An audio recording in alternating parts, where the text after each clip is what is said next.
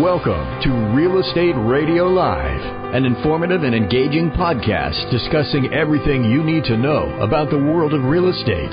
Your host, Joe Caccera, provides you with insight and guidance on how to buy, sell, finance, and invest in real estate. He also offers real estate tax management strategies, new construction advice, home improvement tips, and much, much more. And now, to guide you around the world of real estate, here's your host and Real Estate Radio Live team leader, Joe Caccera. Welcome in, Joe Caccera with Real Estate Radio Live. Thank you for those that are tuning in on Facebook. We appreciate those that are following us on the social media channels. We want to continue to grow the show as much as we can in any different vehicles as we can. And we'd love to have you download the podcast if you haven't done so yet. You could go anywhere online and just type in Real Estate Radio Live. You get the podcast downloaded at your convenience. That way you could listen to these shows. It's great, again, that people are tuning in on Facebook. Video portion resides on the Facebook channel, so, of course, those over a period of time get more and more views, which is great. But we'd love to have you download the podcast, too. That continues to grow. We want to get that information out to as many people as possible. The focus is education and information. Almost 8 years now with live radio and podcasts we've been doing. Wow. This show. Can you believe that? I think we were on, what? Getting old, man. What number show is this, Kyle? I think it's like 1,500 and something. Yeah. Jeez. Yeah, it's crazy. When you think about it, over 1,500 shows. That's a lot of That's a lot of hot air coming out of you. It's a lot of hot air, especially out of me. It's taking a lot out of me. Hot air and gray hair. There you go. As a combination. And I lost hair, so hey, so I got a hat on today. It's a casual Wednesday for me today. Casual Wednesday, and then speaking of Wednesday, it's Mike and I, two Italian guys talking real estate, and it's exciting to talk a little bit about today. The market ticking up a little bit, and so we hate to say we told you so, but we don't hate it that much. But we'll do it anyway because, we could be that way. And we're going to talk a little bit about how, I don't know, the last couple of months you and I have been going on and on about how great of a time it is for buyers. And yeah, we hate to see buyers that were, really burned for all those years. I mean, not burned, but they just got burnt out of the market. And then, the buyers they lost out on those 3 or 4 years where it was just such a strong seller's market. The buyers were just getting beat up. So it's good to see, and it looks like, it's funny to see, it's kind of funny now, Mike, is we'll probably look back, it takes a little while, like we've always talked about. You never know when the top and the bottom. You never know till later on, right? Mm-hmm. And it'll be interesting, 3, 4, 5 months from now or whatever. The end of the year, to see where the activities start picking back up again. Yeah, no, it will be. I mean, one thing I do know is we definitely had a slow June and a slow first part of July. So, and we're going to talk about what's going on now. So, yeah, it'll be interesting. Looks like we're going to tick up in activity. It really does. I mean, Mike and I talked about this a couple of days ago. He'll talk a little bit about one of the homes that he was listed, and the activity took him by surprise. I've seen recently in the last, I know it's funny to say, but the last 7 to 10 days, a lot of clients that I have pre-approved, or they weren't really, interested, or they're kind of just dragging their feet. Now all of a sudden, they seem to be, taking it more serious, getting pre-approved. All of a sudden, they're looking at homes. I don't know. So it could just be a weird coincidence, but I don't know. I mean, I've had in the last week 3 people in my sphere of influence come out of the woodwork about buying something. Yeah. So I think there's something there. Could be a combination. We'd like to think it's because we've been telling everybody for a while. Now they think, I'm going to listen to these guys. That's what I'd like to think. But we know there's more to it than that. Yeah. And it could be the funny thing, too, and, this could be a little related to it. We won't go into major detail, but, the Fed met today, and they lowered the prime by a quarter. They're probably going to lower the prime again that they had mentioned. It's always a little confusing when we talk about lowering the prime because the prime is really not directly tied to the mortgage rates. It's confusing for most people when they hear, Joe, I heard the Fed lowered the prime. That immediately affects credit cards, equity home lines of credit, any kind of adjustable rates. Those are affected immediately. Mm-hmm. Sometimes, like I'll give you an example today, no effect on the market. Rates are still good. They've been good. So sometimes it jumps up, sometimes it jumps down. I don't know, in the next couple of days we'll see what happens. But typically when they do, this is what we do know. If you look at the historical data, when they do lower the prime lending rate, typically thereafter, most of the time, not all the time, the long-term mortgage rates tend to fall a little bit. So if you look at historical data, this could be maybe why people are finally pushing to think, gee, maybe I should get out there now. Rates are supposed to be, they're good right now. They could be a little bit better. Who knows? They're very good right now. So a couple of those combinations, we see some activity picking up. So I'm going to let Mike talk a little bit about his transaction today and a little bit of stuff that he's hearing and maybe sensing in the marketplace. Tell us what you're feeling. Yeah, no, I put a property on the market, the San Jose Campbell border last week, and we priced, it's a fixer-upper. It's totally dated, needs to be totally updated. But, a nice floor plan, great neighborhood, great schools. I thought we priced it aggressive enough to get good traction, which is what I try to do, and get eyeballs on the property. I'm all about pricing thresholds and pricing models and how many people are searching in different price ranges and all that. So we did a lot of research on that. I didn't think we grossly underpriced it. I thought we priced it aggressive enough to get a lot of activity. Well, we got 80 groups through the open house this weekend, 8 on Saturday and another 30 or 40 on Sunday. And that was a shock because that was like a year and a half ago type traffic.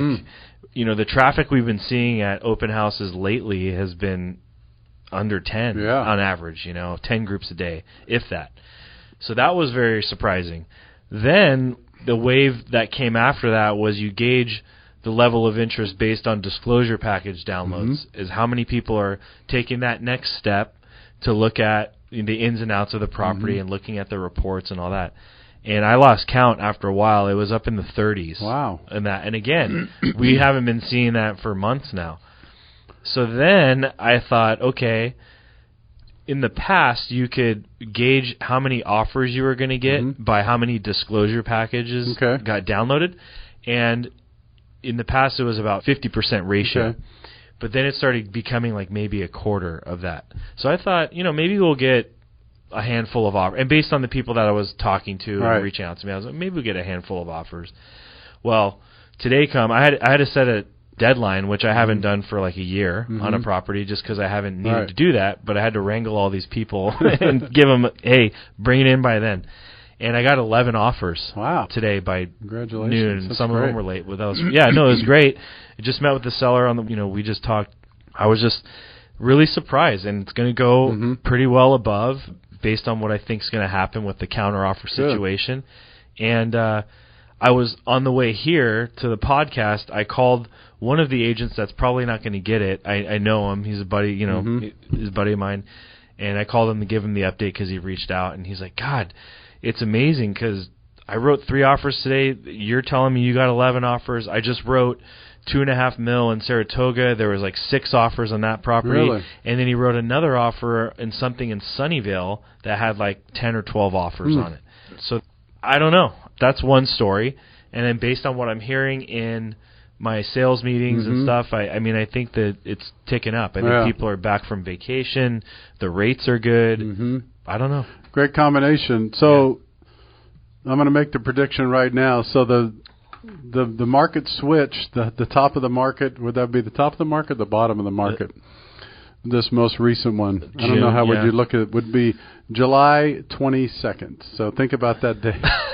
There you go. This year. We're going to call them out on that. So it'll be interesting to look back. We'll see how things go. And then the message would be, you heard from Mike, the message would be, the bottom line is it's a great environment right now to buy and sell. Yeah. It's depending on the product, Depending on the product. Yeah. And so the message today from us again, as it has been for the last several months, that's a great thing about podcasts and radio. What I always say is that be careful what you say because it could be good or bad. If you make predictions, you talk about something, you're always going to say, hey, go back and listen to that. Yeah. If you screw up, you're going to say, oh, no, don't worry about that. I don't remember what I said. We got to figure out a way to delete those podcasts. Well, you could definitely go back. We're confident and listen to our podcast the last several months. Yeah. Just signaling that it was a great buyer's time. So hopefully people are out there taking advantage, and all kidding aside, that's the benefit.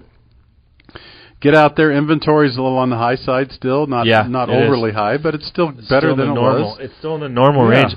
My mom came over to the house the other day, and she's like, God, I saw a lot of signs on the way here. I haven't seen that for a while. And I'm like, we have a normal amount of inventory. You know? It's just the way it is right now. So yeah, it is.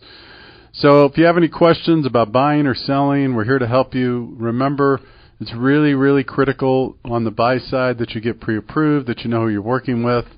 Make sure you're working with a real estate agent and a lender that you trust and they know the market.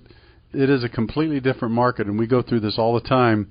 And if you have any questions, reach out and let us know, because we're here to help you answer those questions or help you to make sure you have the best chance to win and to succeed. It's not always the case there is, and there is a lot too. I've said this before on several podcasts, and Mike knows it too. There is a difference, I could tell you, when it comes to what I would call a challenging, competitive market. So if I say it's a challenging, competitive market, I could tell you it makes a difference on who the real estate agent you work with. Mm-hmm. I really feel strongly about that, because I just know I've done this long enough. Mm-hmm. It's interesting that some real estate agents have a tendency to get more offers than others accepted. Yeah, absolutely. And it's not just luck, no, right? It's a whole system they have, and strategy they have, and relationships they have. Yeah, it's true. It's a combination of everything. And so going back to my example about 11 offers, the two that floated to the top, it wasn't just about the price, but the two agents I know, or one I know, the other one has been very professional. So, that makes a difference, definitely. It does. So we're going to talk a little bit. A lot of people are interested in investment properties. We did a show a little bit ago just about different investment areas and 1031 exchange. We've done those before. We probably need to do more, really more shows on investment property. Tomorrow, actually, we're going to have a guy on, a CEO of one of these modular home companies. Oh, yeah, those are cool. Yeah, those are really up and coming. Yeah. There's some beautiful homes. Most people, you would be surprised. If you get a chance, go look at some of the most recent manufactured homes. Don't confuse it with mobile homes. Yeah, this isn't great. They're unbelievable the way they're building those now. No, I know. They're something really else. Nice. Yeah. Both the actual entire home, and then they have accessory dwelling unit ones that are really nice too. Right. So something to look at. So we're going to talk a little bit about two things today. One, for those investors and those people that are always kind of thinking about whether they want to invest inside or outside of California. There's a lot of interest outside of California. So we have a list here that came out today. The best places to flip homes. So these are for flippers. Again, these are for people that are looking for property specifically to buy typically a deal, and then either put some kind of return back in and get it on the market back as soon as possible. That's kind of the definition of a flipper. You have some people that will buy and hold. They'll buy properties, fix them up, they'll rent them, and they'll hold them. So this is specific flippers, which I thought was kind of interesting. So these, according to this, Mike, these are the top 10 cities that they would advocate. They're saying the best cities to flip houses would be Sioux Falls, South Dakota, Missoula, Montana, Rapid City, South Dakota, Billings, Montana, Peoria, Arizona, Tampa, Florida, Fort Smith, Arkansas, Greensboro, North Carolina, Las Cruces, New Mexico, and then Boise, Idaho. So those are supposedly the top 10 best cities if you're looking to flip properties. And again, this is kind of a moving target, so when we share these, there's data and there's information that goes in behind these, but always work with someone you trust, and I would make sure you're working with one of these groups that do this for a living if you're buying, absolutely, especially flipping. So those are some pretty obscure towns. There are, other than Boise, that was the last one. Those I would agree. So my guess is with those ones, or my thought is, there's probably a decent job market near those areas, and houses are still relatively depressed right now. Right. Or really run down, where they can get them for pennies on the dollar, right, and make a small profit. I mean, when we talk flips in these types of areas, it's not like Silicon Valley. When you watch these HGTV shows back in the day, remember? Did you ever watch the one that was based out of Los Gatos? Oh yeah, that was temporarily on, right? God, anyways, yeah. These guys are buying houses for 1.5 and putting in 400 and flipping them for like 2.5 or something. That doesn't happen around the rest of the world. Like, I know even my family, like Detroit, and I know Detroit's on the next list we're going to talk about as a place where people are, I think, moving out of. But Detroit, you can pick up there's certain neighborhoods in Detroit that look like, Baghdad over there. It looks like a bomb went off. That's true. But there's houses over there you can get for 10 or 20,000. You put 10 or 15 into it, 10 into it, and you can make almost a 40 to 50% return. Yeah. And so that's the type of numbers I think we're probably looking at with a lot of these neighborhoods. I would agree. So just real quickly, there's kind of a best versus worst list. It's interesting. Pittsburgh has the highest average gross return on investment. That's 144%, which is 8 times higher than in Austin, Texas, the city with the lowest, which is interesting. I think that's because Austin, exactly. That's been a popular city people have been talking about for a while. Yeah. Montgomery, Alabama has the lowest median purchase price, which is $50,000. Yeah. Which is 17.3 times lower. You'll love this, right in our backyard. So Montgomery, Alabama, median purchase price, ready for this, $50,000, which is 17.3 times lower than, guess where? San Jose, California. The city which this has the highest of $867,000 median household price. There you go. Memphis, Tennessee has the highest share of homes flipped. That's interesting. 11.6%, which is 6.9% higher than Albuquerque, New Mexico, and the lowest, which is 1.7. So this is another interesting one. Charleston, South Carolina has the most real estate agents per 100,000 residents. Wow. I wonder what Silicon Valley is. That's a lot. There's a lot of people here, though, Yeah, too. there's a lot of people, yeah. So they're saying here they have the most, so they have 282, which is a 31.3 times more than Modesto, California, who has the fewest of 9. That makes sense. That funny? Have you been to Modesto? No, I'm just kidding. We may hurt someone's I feelings. know. Be careful. That is interesting. So 30, that is kind of a different dynamic to look at that. So South Carolina, be prepared. If you're in that area, you're probably going to get inundated by real estate agents. They have the most per 100,000 residents. Yeah. Little Rock, Arkansas has the lowest average home remodeling costs, which I always love these shows. These people come in on TV and do these total remodels for 70 or 80 grand. I'm going, this has got to be somewhere that I am not.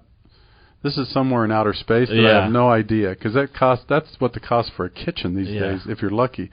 So they have the lowest average full home remodeling costs, which is, listen to this, $75,000. Okay, nice. Which is 5 times lower than in Atlanta, the city in which has the highest. That's interesting. I would think that would be here, but the highest, which is $375,000. Well, that has to have something to do with the average cost of a home or something, or building, because that doesn't make sense. But I don't know. It's interesting. So let's look at the other thing, which is kind of interesting, is we're always talking about, you're seeing articles and information a lot about people are leaving Silicon Valley and California in droves. Yeah. Here's the thing that I know.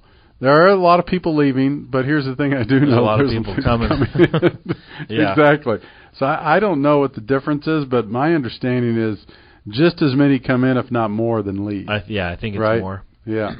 So here are the top 10 search destinations. So this is from Redfin saying that these are the places that people are looking to move. Now, statistic-wise, these are top searches. In other words, interested people that are potentially moving or thinking about moving, relocating.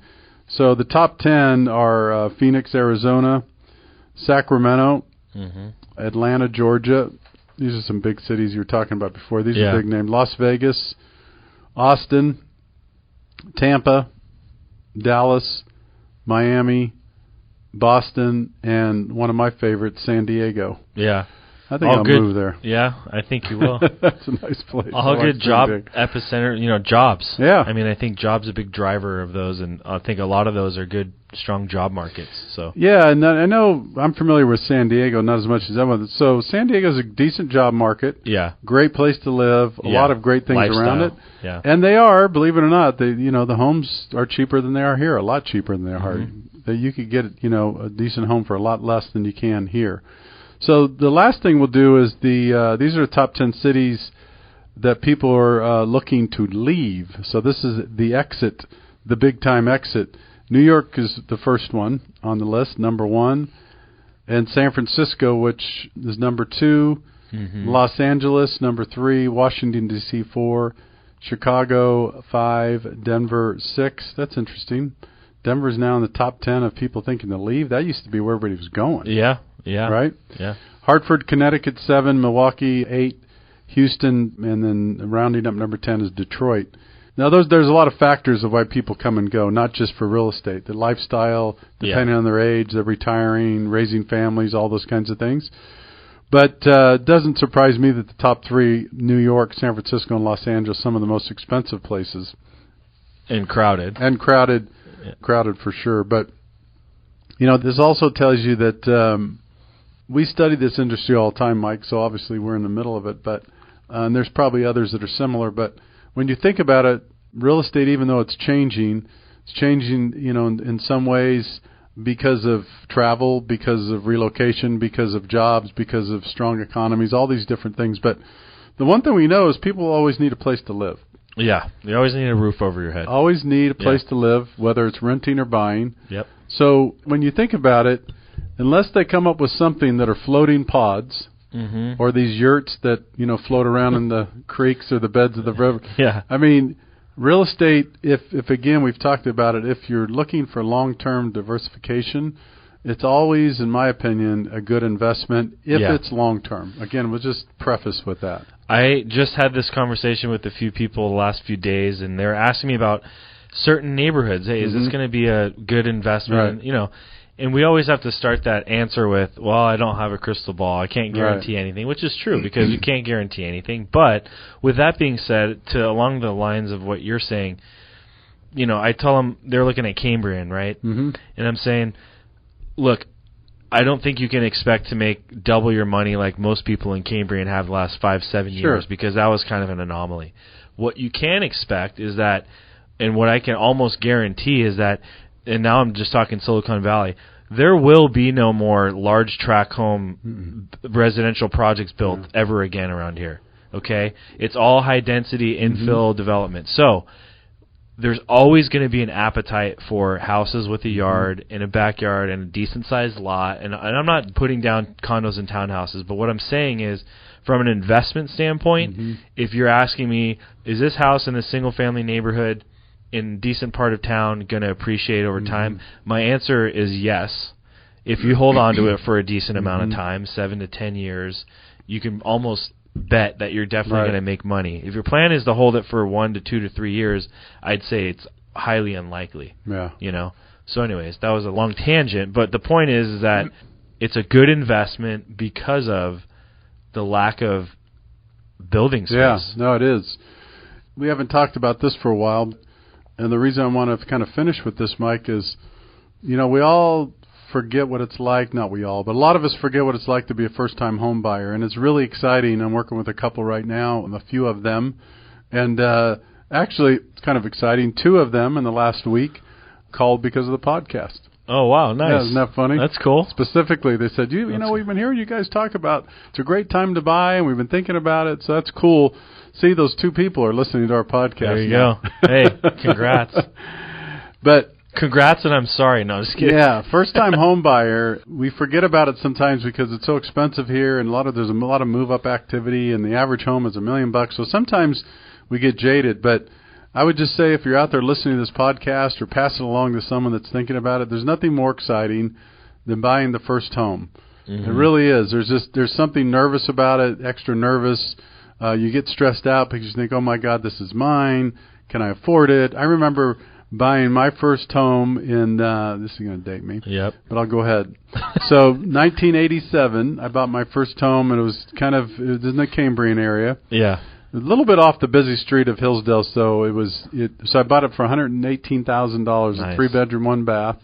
And I remember, and I'm telling you like it was yesterday, I was afraid to buy furniture for a while.